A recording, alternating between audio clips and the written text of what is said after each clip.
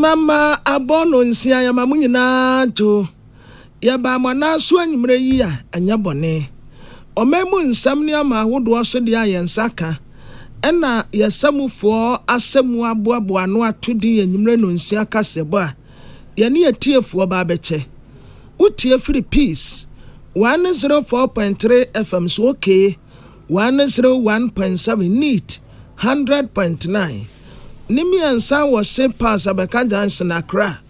And what hello 101.5 FM Wadumu Kumasi. Ghana man temun where doing assisting regions. Baby I want and cano. Kasa fidia bese eduasia nimni echira twapete. Adesmame tiebi. Ya kwame on ya bese duasa. Afei peacefmonline.com GhanaToday.com on so abode. Yetie fo kwa obenya bi akan minkum asobua bebree de edi kase ebonimu akotine binie court asha na napia mention nam one say de wade bedan court say kodubofo entumi mebo no kwadu nkira nyina so ntia wo mo bo no kwadu nti court emo asem no ntumu no court say obotugu enyeye kodubofo tumi akirem say nam one owo nsem yi ano pa nti wamra na wamfa ne nkyiremu ne na no yie emra kwadu a wode abono no ho na finance minister Amin Adam ero wode atuti kakra bia bank se wogan na enim se wosra wo mo nkai se de pompo hian kuto na etumi apai no Ghana esika sanso so ehia sika kakra bia banks na etumi agina yie. I think that the banks, as you know, they are very critical to the economy, and any serious government will want to rally the support of the banks, especially at this stage in our economic development. Labour Minister Ignatius Bafouwa was an among one Senate in penny for A2, Edia Fast Senate hotels and hono, and no conswa no, and Senate and yes so. Now, Yaina Deputy Minority Leader Amako Fibua. I say MPP Amanyokono Franka Tuniti Domboni Dr. Matopoko Prempenapo on Pena Casacasa and Peneton Penon one Penohom Penata. One munko to join funny setting to Sayum. Now one fast or a chop pamra. As some now can at the force Sergeant for Dr. Kwame Nkrumah. One can ye. What we are saying is that the running mate of the MPP must, as a matter of urgency, retract those statements that he made. Now, you're not Chamber of Cement Manufacturers Ghana. What much of us are airline one? Yadeba Betchase, cement, bois. Say, and will be Antonono. Yamianumuni, a Yakotomami short wago bonia, and Namamra Council baby. Honorable Dakua Newman. And a gender minister. When the real term was antimantum say, leap, Sikanwa Abanwa, Yasi and Fenyu in your bubro and free additional. Sikano, Yache, Obiansa can't tell the water in Sakana. And some become one and you may yes in Kunya, Yadebremo. Na Yadia Sedama Osons Camesia or Te Osons Gala capsules. Ema immune system nya hode kutianya wenti yade anka wonto formda MTN network ne so ede oba Ghana dodo no ayusu MTN High Sense Ghana kwaya compound name same pen ya mapesies ye mefie ne office de eye High Sense Ghana Josie na meko Amin Scientific Aba and Alternative Medical Hospital allow shafe nyame na ye yaresafo Yadia no wutini mi di kwesi wo naase obetu ase ama Dolphin roofing system na boda so Ghana nyina ya dan so bo yade ase Dolphin roofing system nsa oboso mane ya kono Novus Industries and Trading Limited edi anomonia papa ba imagine drinking something like a coconut milk drink Novus original flavor melon banana pineapple and a mango Budget cash and carry at the brew jeans energy drink yaba. I think it's a belly 20 years ago. And I see anomwa di besine ahwodinkwa. Said to me kwayada urumane say amansan tia me kwabena mafo ana. Ohene na kwame amo. Yes in konwa de kasebwe mu nsem ebramu yi. Na finance ministry eya abaya so ya hwe Ghana eti kasem so.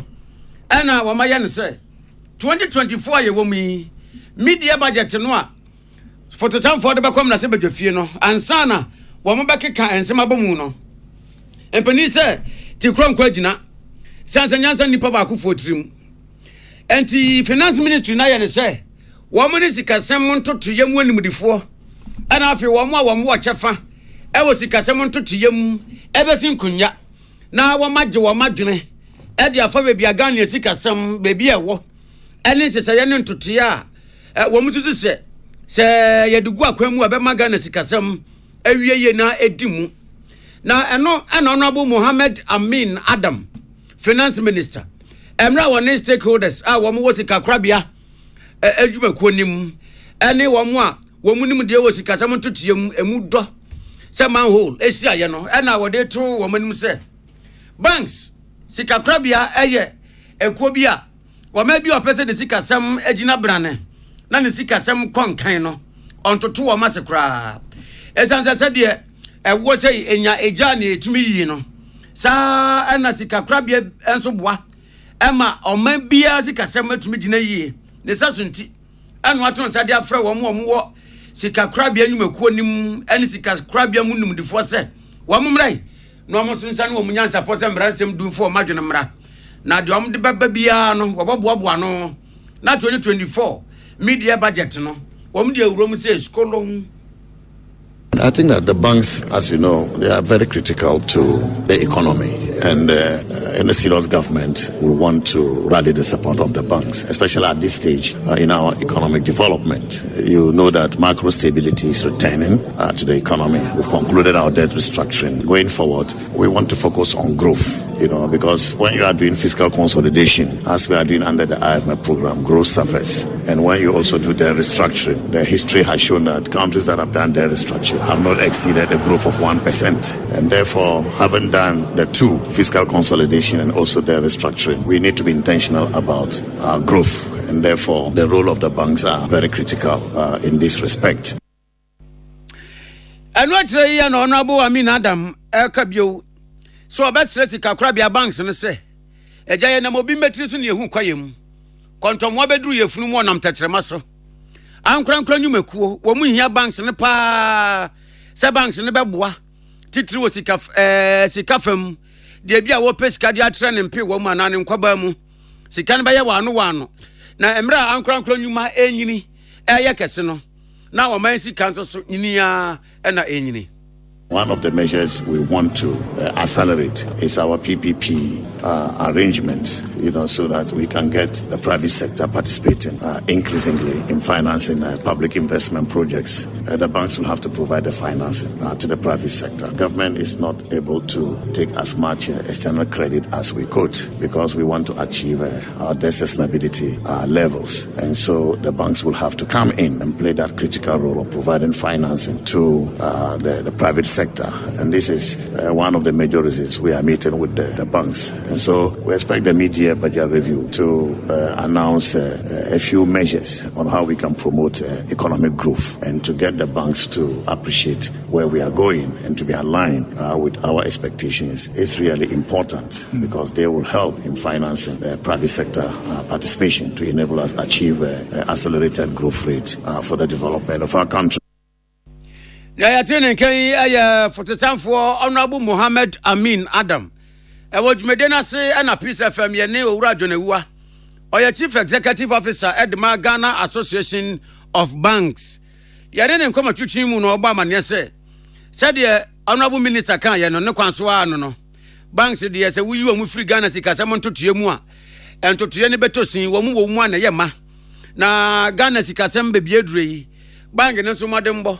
Enu wa mafam die wa masede enu wa masudi a wa mo eye no eka bi anama Ghana yesikasem entetem pansam yenkante sa wa munimu a enkan ne kenye. Already been at the forefront of support for the economy from the DDEP, banks led the community of bondholders to taking the debt restructuring, participating in the debt restructuring as we all saw. So as banks, so long as it does not unduly impose risk on the industry, we are ever ready to support with the economic recovery, knowing very well that as the economy recovers, we also then get a sound environment where business will thrive and banks can provide the needed support without adding on to the impairment risk that we presently are facing. Yeah, the Chief Executive Officer at the Ghana Association of Banks. I'm a jump on the piece of FM and same training. I'm before coach me. They are what the man will bring. Na Accra High Court sitting na sitting muno. Nipa yabonu kwedu na pia mensa. Na mwane ya tade freno. Court jemtene a otena akonyem. Justice Ernest Owusu Dapa. Na bra court tena ase na pia mensa ne lawyer ni a wotu charge no. Ya friend no lawyer Kwame Boafo Akufo. En wo katre my lord ya wote akonyem se his one wadawrumo case no a wo mudi ato me client ne so na pia mensa no si nim wo hye adanse kura batabata ho a emu hadodo enti court we ebetumi kura asam no ankasa botugu ensada ni nyina so papa bia na ebra court demtenani etie lawyer Kwame Boafo Akufo din etie no a wode na asam to court enim wie no en wo kire se asam no a yede ato na pia mensa so no emu edu eye enti wobesra na pia mensa se wono nso emabie ni defense ye se wokaze ye mo asam ni nyina ntungudi a me no ya agene enye yie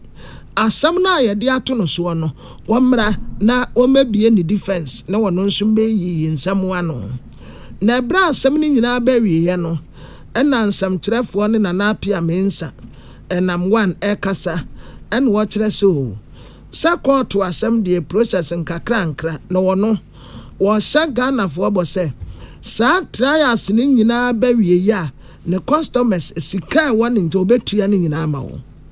What doesn't break you makes you stronger. And I'm a believer, whatever God doesn't permit, it doesn't happen. So it's fine. It's very fine. I'm not a person that complains. Anybody who knows me will tell you, I don't believe in complaints, right? I embrace whatever comes to me. I hold a challenge and I try to make the most out of it. So that's precisely what we. In terms of payment, we are very happy. We've been constrained. Every company has liabilities. Companies lose money all the time, right? So it breaks our heart that people have had to suffer this unintended consequences. It breaks our heart, right? But we are before a criminal court. And if you know what the criminal court establishment is about, it is not a remedial court. It is a punitive court, a punitive and by extension a reformative court, right? So you come before a criminal court, you are not here to remedial. You're not here to remedy a situation by way of coming to pay debt. You are here, it is you against the state. So if they find you culpable, a punishment or a punitive sanction is imposed. So we are very happy. We want to exhaust this. Once we, by the grace of God and our firm belief in God Almighty, once we're able to exhaust this, then I believe we can, the state may decide to go to the civil court. And at that point, we'll be happy to, make the necessary payment, discharge our payment, obligations to our customers. Right. We na pia mensa nam one na worker science bebre no. Na a state attorney Wilberforce Isaac Mensa and watches so Omotaba court na de court ruling na wo de buy no.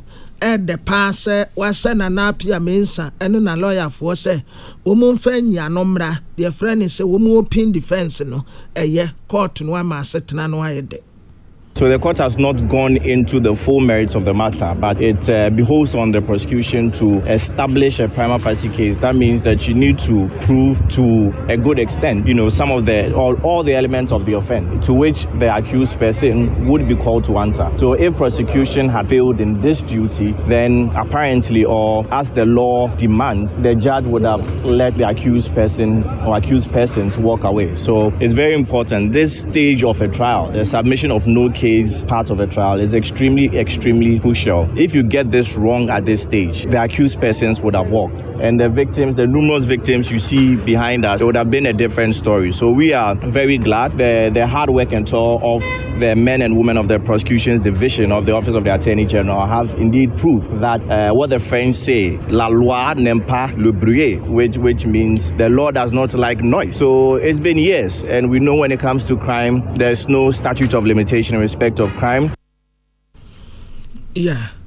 Therefore, apparently, the attorney Kasei, assistant state attorney, Wilberforce Isaac Mensah. Then after that, Anna aggrieved men's gold customers, Womu Piaru, Fred Forson, one in some chef for Kasan Watesa ha. Sauruni ye ba ye, amu omonya kumatoyem pa, SSA, na Napia Mensah, wopin ni defense here, na asamu one so kwa kachira court no. I think the victory starts today. It's good that the court says he should open his defense. Like we said the last time, that we want to know where our money is. And the court asking him to open his defense will give an opportunity to the prosecution team to interrogate where those funds that today we heard some substantial amount of money were transferred even from remarketing accounts and men's go to his personal accounts. We are also particularly happy about the issue of fraudulent breach of trust. As we kept on saying, those money that were transferred to xylophone accounts, which culminated in those celebrities enjoying from our sweat, we kept on asking them that they should do the needful by surrounding those properties that they acquired. And so it's all well and good. We are very happy. We are very grateful. It shows the depth of work that has been done by the Office of the Attorney General. Surroundings. Where PRO Emma aggrieved men's gold customers, Fred Forson. Yenia Philippa Atanga, Quarton Samedi on a Danabem. Now, young Comrade Sebjafie, and I'm Rasimja Fortunas here, and Honorable Samuel Okujoto Ablakwa, North Tom Rasebjani. Now, we be Sambiato.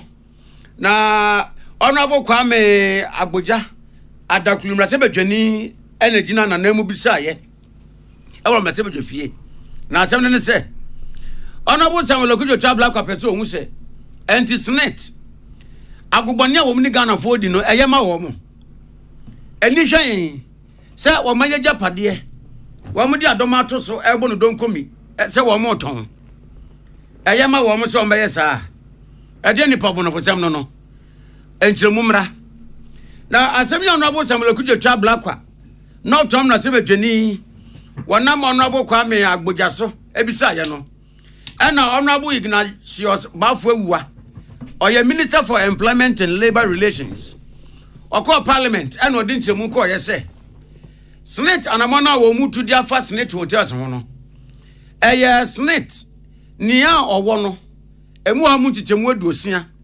60% wadema shares se nkrofo amna metobi na wenu nya sebi ekwanbone so kwan a etodi aden ya Senate efa so ede pesika wode betua pensioners no wo mo bosumi bia pension ska ye de ma wo mo ana afei mbatamu bi so a wo se adwuma ye fon so ye de ma wo mo na bebi akwakoduru no Senate sika sem wo fom ade aye ne de de wa ne sagise ne japade a wowodo emu amu gichemu aduosia wo bono don komi eton edema wo mu ehye wo mata so ma wo mu betobie na emfum kwan kra sana muntu yi Forming loan book, restructuring underlying investee company, monetizing real estate projects, completing and monetizing ongoing real estate projects, including those in joint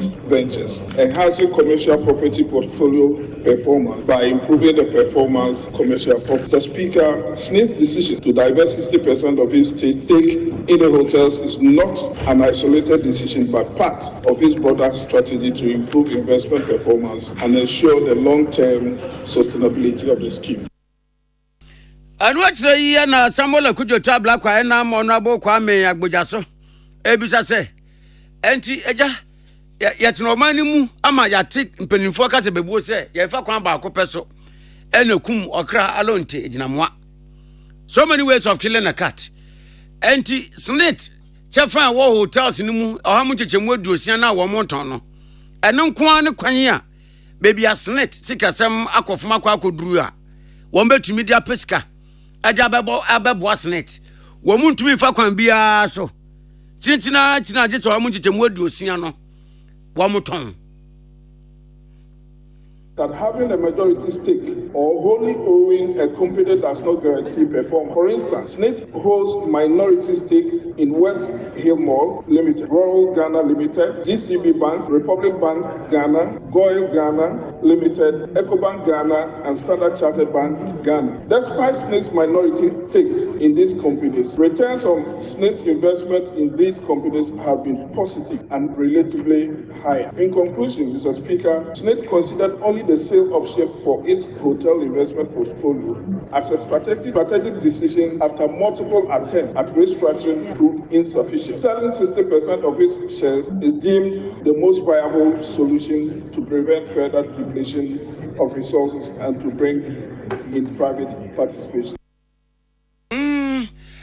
Snitting penifos in Kunya atu adwenya ena wo mabedru baby a wo madrui eno da nkyenya wo mo yes satraye ehia so mo ye yina se de beyanka snit hotels yi ebetumi agina ne naso na emfa kama na mu meden fa so beba na suni na akoye odaye enti Mr. Speaker baby adru ni de ekwanpa control do snit agime ko no betumi afa so aboama snit hotels no skefri mu aba na eka emmam no ene se wo mo beton William Gantu ene Emmanuel Akoli ene dia man boy free na se bjefie e baaye na enanka asem ni fie yete ya gene ye ho ene se Dr. Matthew Poku Prempe ya oye Frank Tufu abedi ekire edema Dr. Alhaji Mahmoud Bawumia ekoka Mokwame Nkrumah no na asem ya wokoka ye empeni se oburu abrewana na woti adoma nkomasem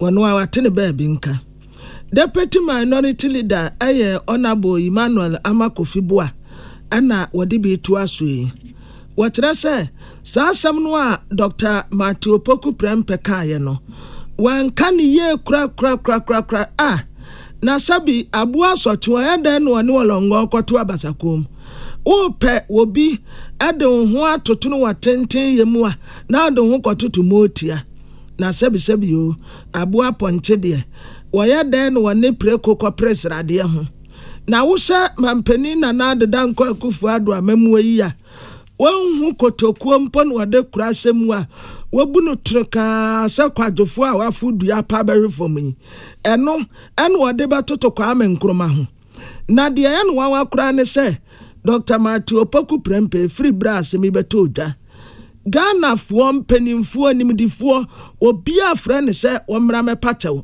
esan se asem no a wakaye ne tu achi eno wono nso frɛ bie se Dr. Matthew Poku Prempe penise duate ane muye osajefo Dr. Kwame Nkrumah no woni sasuo yentumi mfa wo bi ntoton a ne ya pemema akoko a ose aboaje obi a mema gina kono a wono da ne yiri jade a wade hwa nkro no na wode ne batoto mampani na adeda nko akufu ado amemu ehu wosre ne se ekwan ni nanim se oba be pacha wa ene afon ni nia ne ko obi anka hwenkyere no na mom se woso ampacha wa so no awate de ekoso.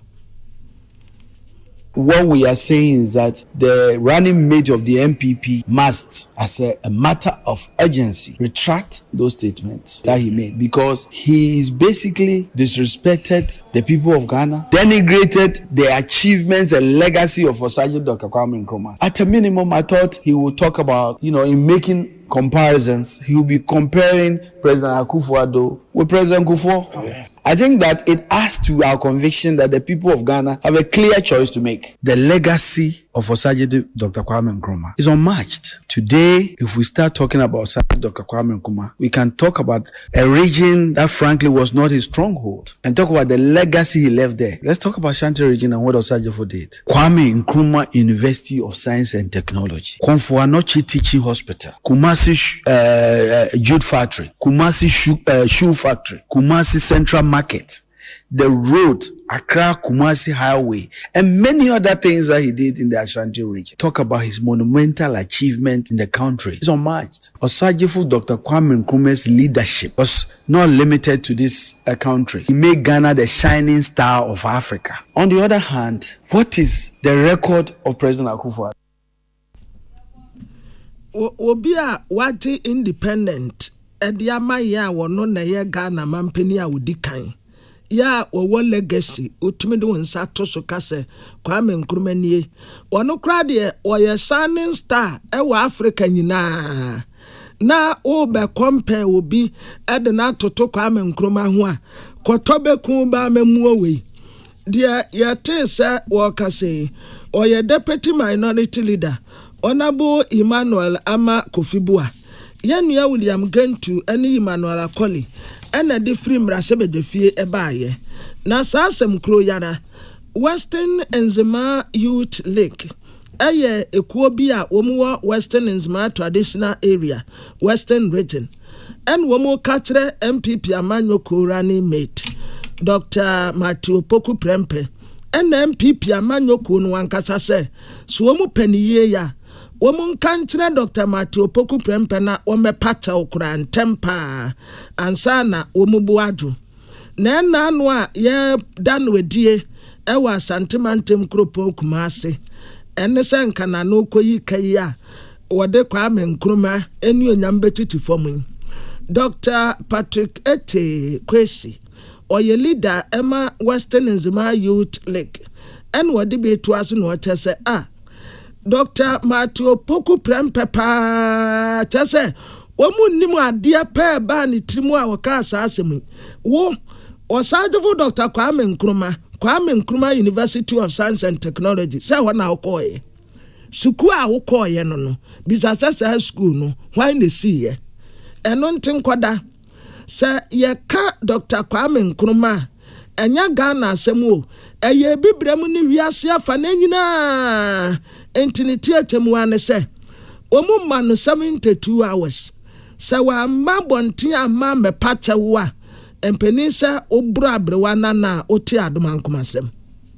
What we are saying is that it's quite unfortunate that this whole situation went on in Kumasi, and we are very much traumatized about this whole situation because the person in question, Dr. Matthew Poku Prempe, went to Kwame Nkrumah University of Science and Technology. Ask me who initiated Kwame Nkrumah University of Science and Technology. It was associated with Dr. Kwame Nkrumah. And without Kwame Nkrumah, he Napo wouldn't have been a dentist now, or he wouldn't have been an energy minister even by now. So what we are seeking from him is that we give him 72-hour ultimatum to retract this comment, that a misguided comment that he made in Kumasi. Na enwati enwo katre Dr. Matthew Poku Prempe MPP amanyo koni nyina se sa 72 hours ya womudi amano no se wa ama me pacha wa eya womu mpotem ho ebia ada areas ne di obetumi akọ but Western Enzima area ho de ma Dr. Matthew Poku Prempe kwan anampo se ne franka tufuo mane ntu ne nansi ho untumi mfa osajefo Dr. Kwame Nkrumah enkototo mampeni na nado danko Akufo-Addo ho ntre se emu twekura nya ne tipo wa men na ho ba bia akura. Or else he is supposed to get ready and face the wrath of the Enzima youth. We know what to do because we cannot let our arsenals out in public. But definitely we are going to take a step. Because what he needs to know is that if he doesn't do that, he is not supposed to come to Enzima to even campaign for his presidential ambition. He should see that Western Enzima is out of his way and is out of the way of the MP. People have been calling us for a truce, but what we are saying is that it's about Enzima, it's about Kwame Nkrumah, the holders of Ghana's resources. Without Enzima, there is no Ghana. And Kwame Nkrumah brought prestige to us. Go to Guinea, go to Kenya and all that. Kwame Nkrumah is a prophet without honor in his own hometown. What we want him to know is that even the current president is an admirer of Kwame Nkrumah. So for us, we know he is privy to this our publication, and we are very much hopeful that he's going to do the needful. Kwame Nkrumah a hero. Kwame Nkrumah is shining star. Kwame Nkrumah never die. Te said the ayomuka no. Nkrumah never dies. And te say ope obi di na di agora. And you wait tipanfo bebre wo ho. Enfo asam mfa nko osajefo Dr. Kwame Nkrumah sokra. Na sebi enye wo tipan no. Dr. Patrick Ete Kwesi, oye leader Western Enzima Youth League. Yenya apia dankwa Rock FM. Ene se obuabua no a Kwame etie bi. Ya mamu munika. Kwa mna dia tiane se ade ne die asem no kro ho aye ntuse bi. Wasajefo Dr. Kwame Nkrumah pa die. Say history ya ye na enu ho na breso. Na dia wo mu kafa no se papa yi ya wo matweragu wo yi a ye ka bia nso obi amedina bebi nka se ye omoboa enumpo no kwa me di o mu atwera numpo no enye ni na o da bi wo mu sai bebre se nkofo o mu twera history no ebi wo mu the politics atwero chia no but you se unhu no kra ne ma wo de wo ho osajefo Dr. Kwame Nkrumah ko bi ebe se manofo no ye ni se politics ne de o mu gina ayi so a spirit bi be se wo that spirit o mu control no na mo spirit na mo man ka se bi se hu anko fa se mo ama because that same bu o wa one way ya wa integrity and I will say no yes because obi onima bakosem nim do sajefo ye na bia no obu pa fero pa nim se bi wadwunu mu do nim nyansa pa wo nim de yes and so you be ka bibia ene dia onu nim no ebo Abraham obeka say o your trofo and bia be free sa dan eko no onje wonum asem bia ndi bi on trust humpo exactly on trust ukura na wala ena anu ya ye koida wadie mpo hwe futuo bebre ba ya de ma wo na sabio akokono wa akofa wo fa yire brame yanka asema wo ba wo bupa eze atopananzo no eze atopananzo no ba no bunu pe ba eze ye tu for honum ya yi anya se bia wo fu sempo tu anade ache so a free man si ade contribute park how many miles a free one wa say wo tunu funu opesa ne hwa enkwenim Kwame Nkrumah de yesra mu mo ya mo politics ya mo mfa mo ha mo ho ntoto mo ho na munyi Kwame Nkrumah mfiri mu kura mo mfa no mma asemu ko bi madamfu bi o Kenya eno asemisi obi say okay yede obi a track record no yede ye no a jemi say amampenifo no mabedi mampeni o mawu no wan funu na nkrofo fra brochire ba say o mo be he be isi yeah kwa me kura no wan say eniama bi wo ho a yensada abrofo no ka dibrim ye ni so but minim se mezaya no anu wo mu kan se won ne Kwame Nkrumah kura we don't know wan Kwame Nkrumah ye tese o bi a wo wani suade hunu o ye visionary leader ninsamo a o ka ye to ho sanka bibi maidi ye adwuma kan ye tibie mu ni na se ko bi yi se ya o ye se e bibrem yenye no enye no na Euro yes European nations o mafa wo mu yi and who sa time no ninsamo a na o ka etesa na na dwene mu do ya na nkrofo kan sajefo ye we yen se na bres na Ghana for ye sen Ghana for ye sen no ka Ghana for ye 1 billion and I know what said na ni owonim de etumi sisem a wo mo ano mo dodo wo sa time no ka sanse se ye no ko be ya manaso nipa 1 billion so empo minim se Kwame oye temamoto we no enyanza for ye be friend temamoto we 1 nanka wo mu atoato aseba ya kwaya temamoto we 2 temamoto we 3 de wo ja ye mpo mo se no kona kwa ya ne de etutua ade e de chiche mendi na wotwekura na asanso ase sade Kwame Nkrumah ye ni yes out now edaso ho na wo de Kwame Nkrumah be toto wa ho esra manyofo ne pa wo mu wiem no mo nya muntuma me ba me yewe muntuma me yewe no mu nya ye osajefo ye be yi wo hu nsem bebre wa so a unsu ahwe mfrim I want to from Uno.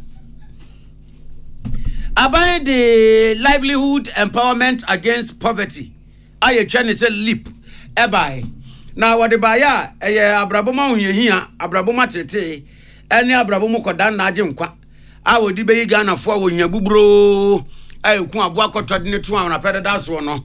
And no moody is you know, a bunch say ye, or do be more free or him at the womancy a moto, any abrabopum. Now, sir, livelihood empowerment against poverty leap programming, and a ban who say, as said, I never walk ostro. Now, as it's a moon, someone so soon, you know.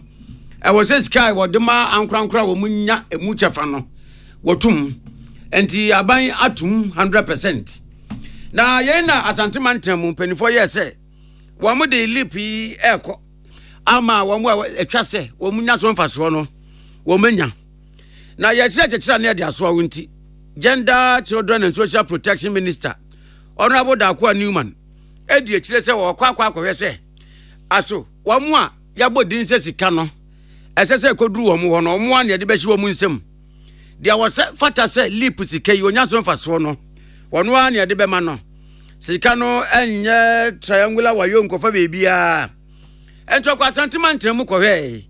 Now, you know, Kove, one piece of firm, a bonkomo. Now, what church am doing in Comunia?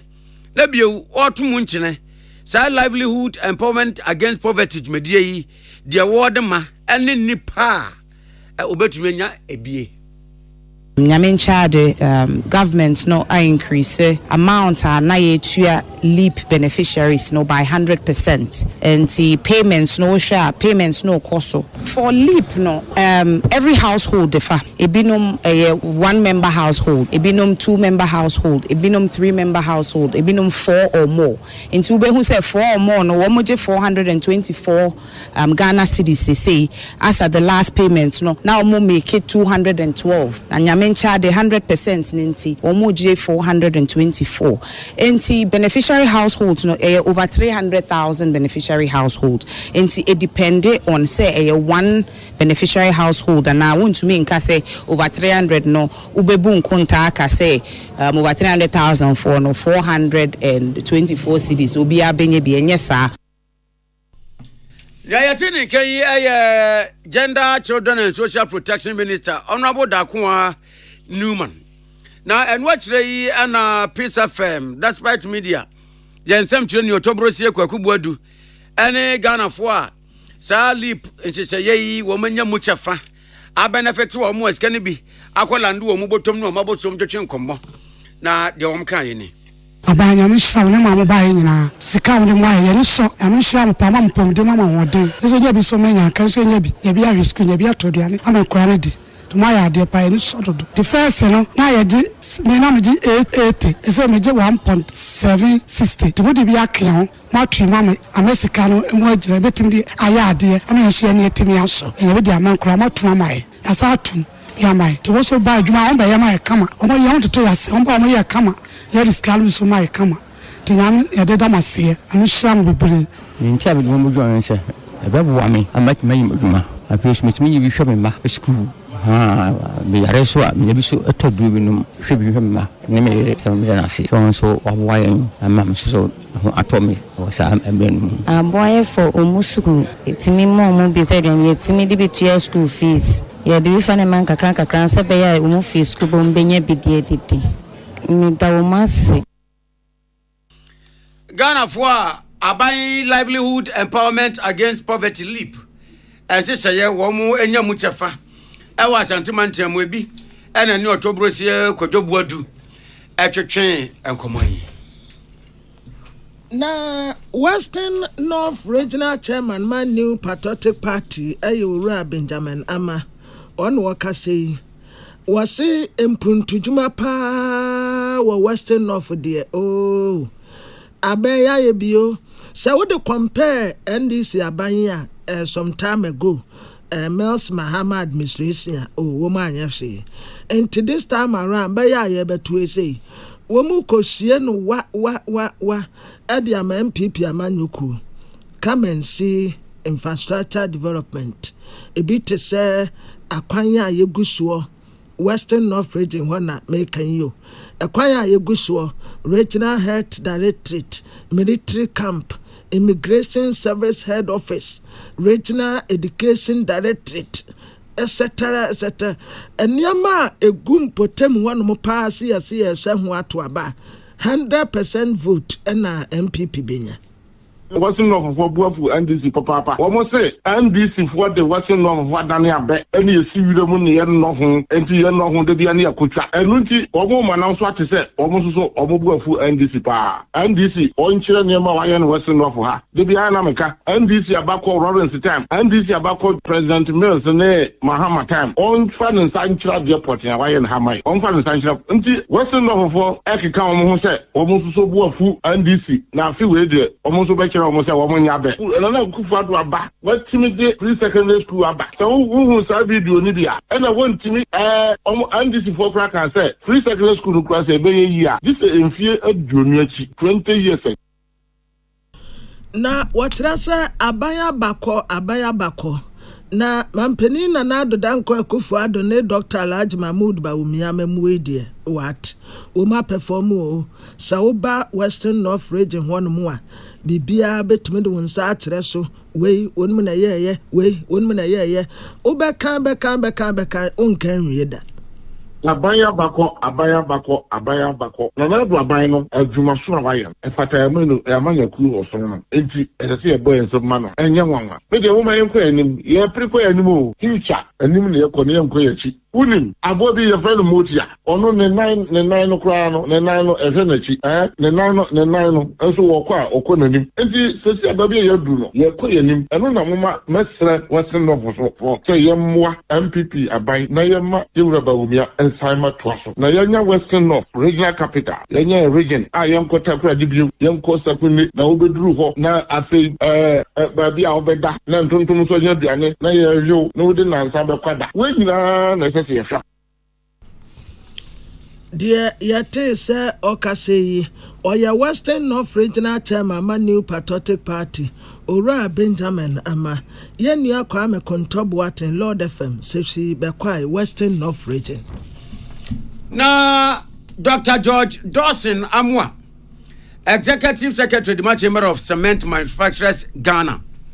And wane nimpenifo a woma no bi ne mu no mo chefa e wo cement adwuma yem wo makasa se so for one na Ghana de fi de nwuma ene adwade hu nsem so emrase bedwafi a oko se wo de airline bi kwa akoto se emrase bedwafo enwonwene ho na wo mo fan san sha na meje mra asa airline no emrase bedwafo gitum se ekim be se obi a wo ye cement wo man mu kutupa se nipa no entumi fa ebo a wo pe ento ne cement a wo ye so na mom ye twa bo de ato se obi a mfa woni bebi a okofa wo cement ho akade se bia nwia no okofa free Israel kra na ba yo senso dasi munsuo na ode be ye cement no kra no a ebo wo so de gini ye ana wo mo a wo mo nim de e wo cement yem ene wo mo so wo mo wo chefa wo cement adwuma nim wo masin konwa adwendwene ade yi ho ehọ na Dr. George Dawson Amwa e ka se samra no a so for hwe adwade ni fidi nyuma ho nsem so e de kwamra se bedwafie no eye mra bone enye mra pa etia emra ena bio Ghana Standards Authority Article 2020 ayi wo mra no ene sa emra no a Trade Minister de kwamra se bedwafie no esipai ene ne mfa kra ene ne no nkonso so na airline no a wode kwamra se bedwafie a wo mo ka ho asem yi de ayi wo mo ya kra wo ne se enka wo de enka wo ne wo mo a wo mo ye cement yi ensin konwa kra yi na ejamu na mo ntoato adwene ma wo mo so mfa de wo mo nim entu wo nim ejansa wo minister yi wo nya cement da unim cement adwuma ho bon wonte wu entinka wo mo a wo mo ye no wonu wo mo ntena se na bisa wo mo se anya bia nso obi be ye cement bag ba kokora no a de ne kom ofan yi wura hen ka de ben bom sika san ena nipa no edihyem we na woti abeboa wo ama wo ye trade and industries minister no watumi ehun se ene bia yemfanfa na yemfanfa na do sorry ya medase abrewa watwe kura ade kwasem na sebojafo nyi no mumbobo ho a owura dos na mo asanya mienum nie entwa ye kra airline no akra ye ka wasam ninjina so no so ogina so no enye papa say yete a airline no eye instrument bi a say eba outer say enye njina so bi and we hwɛ ta parent act na on the buyer na ye Ghana Standard Authority omo act bi ye no 2022 omo jina say section 80 and ba mi so ka say say na jina so ye de ba ko hwɛ say jina so na e ka bibi say at the tongue advertisement. Hey, the sales and advertising, the price, they are different. So it means when you're not sure now, when you're not sure, and you're correct. And anything is just unconstitutional. And they say we don't need even to discuss it. And what's now, Dr. George Dawson? I'm going to say, Oraketi Hammond, Trade and Industries Minister. Watch that one more, yes, a mentor, my say, Omunipa. Obuni pen mutia papa wo you obi ofi so yanyansa bo akwa wiasum nyansa ina woni trim nanso anka ta nanu kwekwa nanse ekwadwene sa bia odi wiasum nyansa ina gu akatachura mu a wo so odi furu dua kwa akwhye so a ni nyansa ne ba ko aka ye no na wonnim se wo se nka odi akatachura ne bo na chi na emom wodi bo na nimu afi ofuru du nkom a epaye no sa no wan hwe yi a ni nyansa dodo no be ye no nanka ope dienti ama cement bo kwa na ekosoro a anka ne papa mu a wonu mo ye ninsia nanka omo nkire wo mu enu mo ye se obagu o mani mutietie wo mo so afa wo machi se wo de mra ekomra se badwafie se emra na mese omo kete. We, the manufacturers of cement in Ghana, we have not been happy with the minister.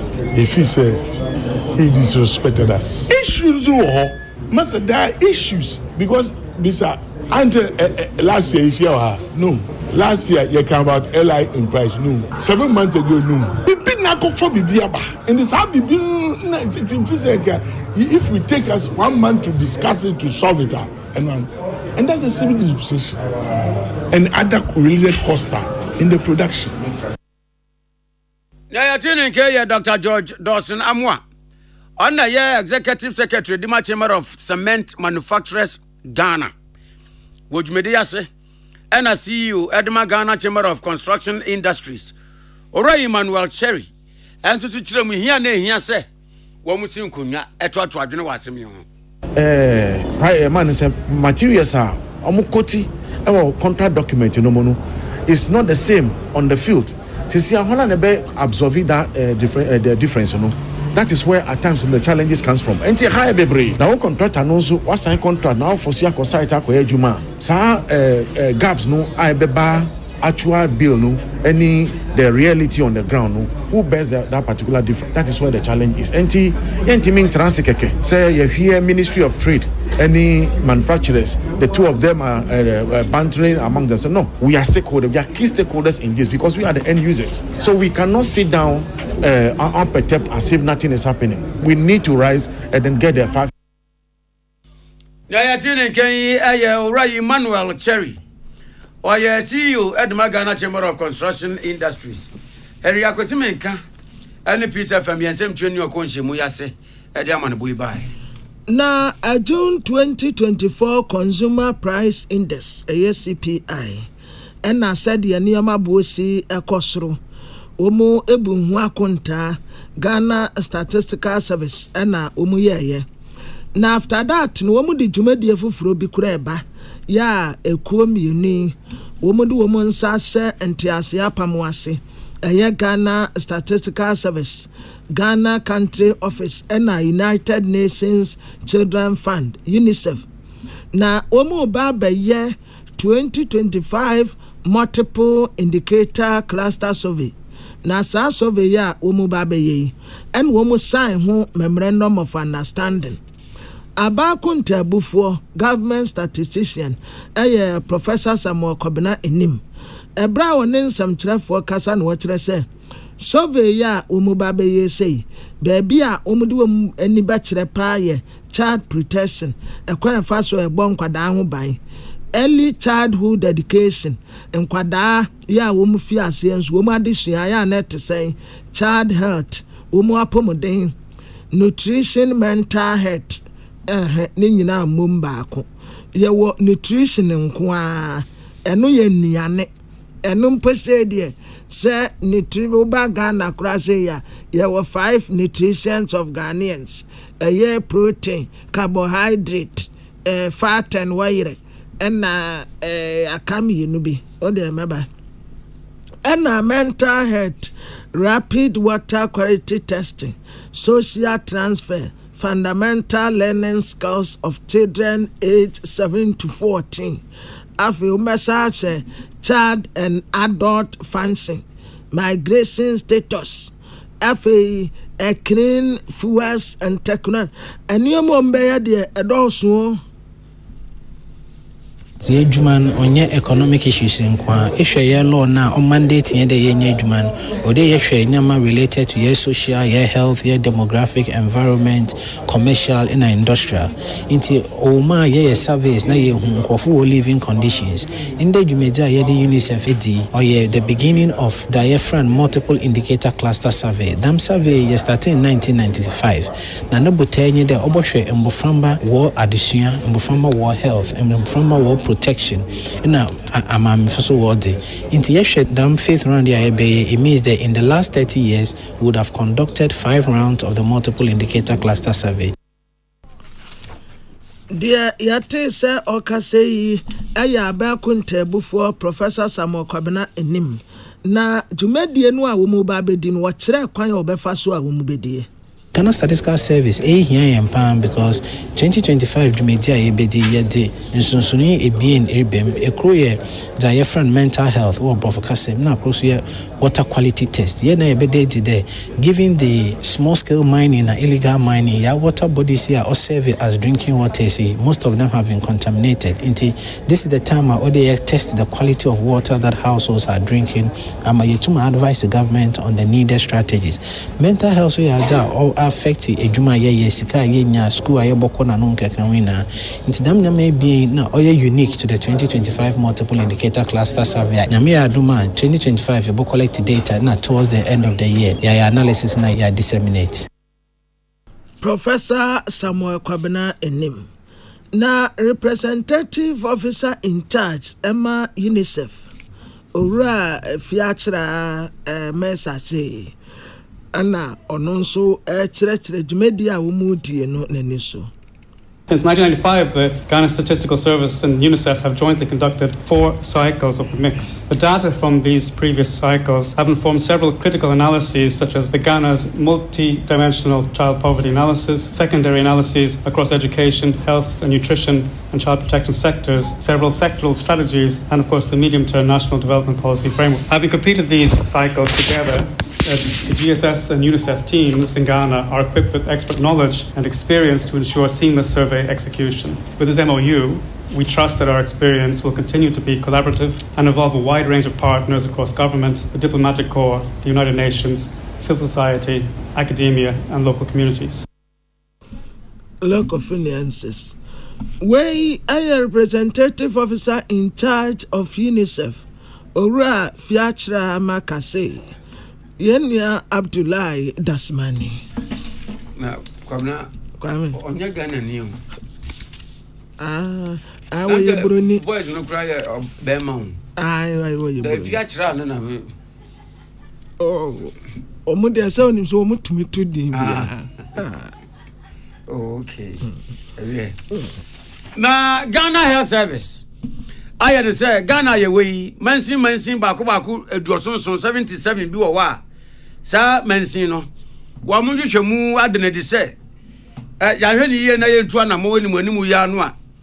Honam ene eniyare river blindness ana afei elephantiasis yare ye manipa na ye kese setimba na afei ne nantab no nso so ye kese chen woso die yi ama okokrom kura wonya ne mpaboa size yi sa yare yi mienu ya hwe ni ye ya e ma no homene so e wo mansin aduosunsun yi e be ha adwene pa ne santi Ghana Health Service abayadwume ku ahwe apomde won nsem so aye ne se wo mo be kokosa mansin yi mu na wo makobo dawuro afa kwan a adehye wo ho bebo wo mo ho ban na yare yi river blindness na elephantiasis yi anti wo mo eno da nchen a akade bia wo mu hia ya pomuden ni ayarehwa akade ya so munyaka de wurubo yi ho ebetumi aboa ma wo mo bambo na wie peye eno se wo mo de bema wo mo na programs manager Edma neglected tropical diseases Ghana Health Service aya Dr. Joseph Kwajo Labi Opare wane principal for some more Peace FM yensem tue niam na bofo twetwe nkomo ena wo se hunhia papa san yare ya waboso yi yare bia yensa dan fa ya dwene nko yentie ni nsiso yenhwe ni yiye nanso so yare bia di nipa dam papa wo imagine wo ba wo nan nan ko tumi di semo ku kama edible life na elephantiasis nti na o nan ya kese asa cement block back na de audition pa buenzo so ayo oversize afi wo kokromu a wunyon pa bo size eyesa anu a wo fere kra so besiesi wo kra epie sa for no pi academ enti wo se man ye yasem nya papa na yetu nwa na mo se de se na efata ye be a friend no professor some mass drug administration ye be real a few ni a che indro a be boy who ban efi yarawa mienu de di kan ye yarawa a friend no lymphatic filariasis and as GP sebi ubehu bi na bia in line back and as in sabak on ayekese and as when you be a friend hydrocell and as a cho and I feel so uncle cirrhosis or no honam any ni fry yare a free 15th of this month juada be ecopim 26th of this month no volunteers ni health workers even refuse na woman ni few mu ni pe ho edi nkomo na ya ma won grow ni bi lymphatic filariasis no on the three regions you bono east any elembele onko cirrhosis ni de Ghana hani na obi ai bi raba bia na enwachre ana Dr. Joseph Kwajo Labi Opare echiremu se ohwe nyama wo mo eyeyi anamu a wo mu tuyi treatment no se obi anya bia yesa na yare ebie wo mo bodawuro se nkrofo beda wo mo ho so na wo mahu yare yi ni hu a eye na yesi ano ni na kan bi ene ede eboa ama yare ni yetumi etu ase na se yentumi entu ase kra no a ekwanya na nka yare pese trene nkoba mu chi dodo no entumi anche dodo the trace obia ampese sevio ni fie ebe hu yare bi se JP na sa JP yare no is people who ban it mi si hu kwan ono so bit me abo hu ban ibeti ma num se ndro ni bia onkose cases and na river blindness edro ni bia eni fraye a if you onkose cases ho no wunye bi nti bit ma boxa yare we hu ban e mbo time se obia benya pomode e Ghana Health Service your health is our concern jina yenye bi se be yenye benya pomode me too neglected tropical diseases asekra Ghana here to say ba gia wa tu ye no be din komo fefefe na ya ma won drone be free of charge na most mo hu the ro emaye wonye bi no wo modin se wonua wo ma ukru wo yire ono so benya drone bi o mo di more than 5 years ya tin ke ye programs manager the neglected tropical diseases Ghana Health Service Dr. Joseph Kwajo Labi Pare principal for someone yaman before odem komo twetwen baaye afso be gina so ne ya dane ya waje abo afon kratro aba yakoba Kenya man no mampeni William Ruto anamu a watu a ni ministers any attorney general na wawo omatiko yi asunsun sanso ne sei yeba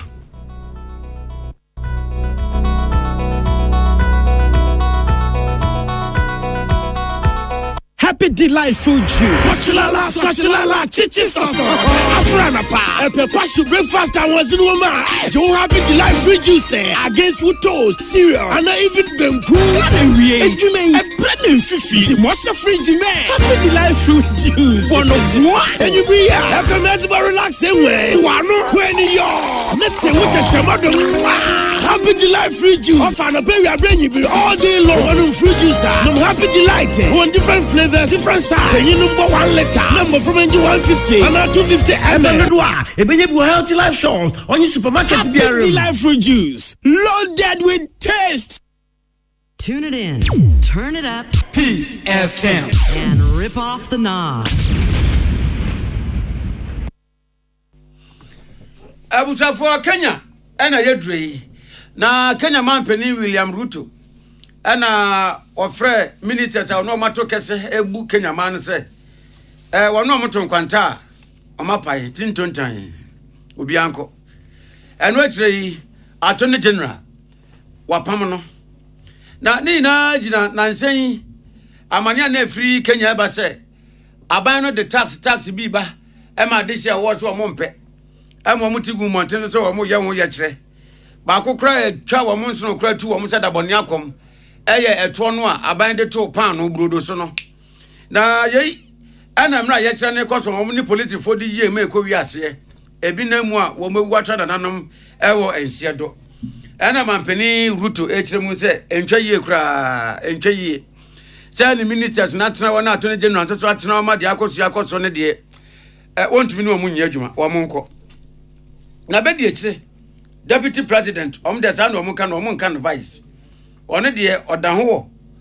ni dibrem sa na prime cabinet secretary a wonu kura ya foreign affairs minister wonu su kura ni dibrem na manfo bi say na mampeni ruto ministers ni attorney general wapam wo mu na yi wan ana wonu omo ba bebu Kenya ma no ana sende e yono anasem obeye broad based government na eno no wo be set up set up no do no ananim ade property opese oye ana bie wo ba mane se ye nanim enefu ade ye nim wen enche ensese ya ewo na mambuo ene ne ntote ho ni na wo de beba ama microphone se ejebi wu ase ejebi ti ase Via a review and reorganization of our budget and fiscal management have brought us to an inflection point. Upon reflection, listening keenly to what the people of Kenya have said, and after a holistic appraisal of the performance of my cabinet and its achievements and challenges, I have today, in line with the powers given to me by Article 1521 and 1525B of the Constitution and Sections 12 of the Office of the Attorney General's Act, decided to dismiss with immediate effect all the Cabinet Secretaries and Attorney General of the Republic of Kenya, of the Cabinet of Kenya, except the Prime Cabinet Secretary and Cabinet Secretary for Cabinet Secretary for Foreign Affairs and Diaspora Affairs. And of course, the Office of the Deputy President is not affected in any way. Ya tini Kenya ya William Ruto Kenya mampeni onwa mukura no musu wonsi onwa munwa ze awama Kenya ata no enya nuonyam pa ya ama Kenya ata no enya nuonyam pa ewe kasi ebono esi amansan tiame kwabena mafo ena ohene nana kwame amo Oson's chemist at the Oson's garlic capsules a boama immune system nya hoden kuti anyar wenti yade anka wonto from da MTN network ne so ede Ghana fane nyina wo bia yusu MTN High Sense Ghana ewo home appliances ya papa yade siesie fie ne office ya eye papa ensrosi ebedum lati anasa tender betie etimidi etim Amin Scientific Eba and Alternative Medical Hospital allow Safi on fire dear and Kohonum San fire dear and San Kofi da ebinsi ubetu ya dear Nasiamau.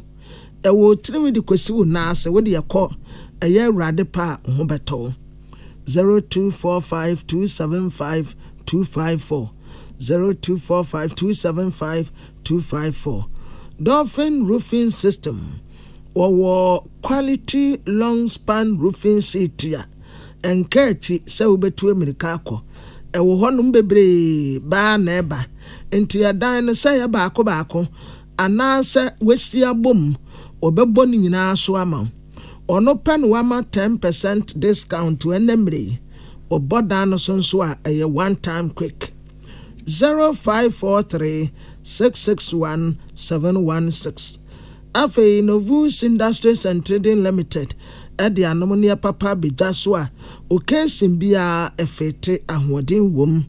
There were coconut milk drink, Novus original flavor, melon, banana, pineapple, and a mango. Fawenichira Novus Industries and Trading Limited, Umasye, so Pedudu Tour, a 0533 733 028. budget cash and carry Eddie Bruggens energy drink ya ba energy drink ya emma wo ahoɔden no a open no a dia ye dwuma de mu nyina titru pa mo a mo pe football no mo ya energy drink ya friend say Bruggens 0208128187 abusuafo ya damase ama mo monitie Mark Jere was Ajma Tenase Woni FM or to Torchlight. Kojo Hansen, Ewo KFM, her Bomonyum. Mickey the Triple Darling, on also Tenasu Peace FM. A bono watchia 8 around the world. Messiah Abba Makwemo. Ebusia for Yadamase ama Mumonitia, a radia sumji and Kamunina. Tune it in. Turn it up.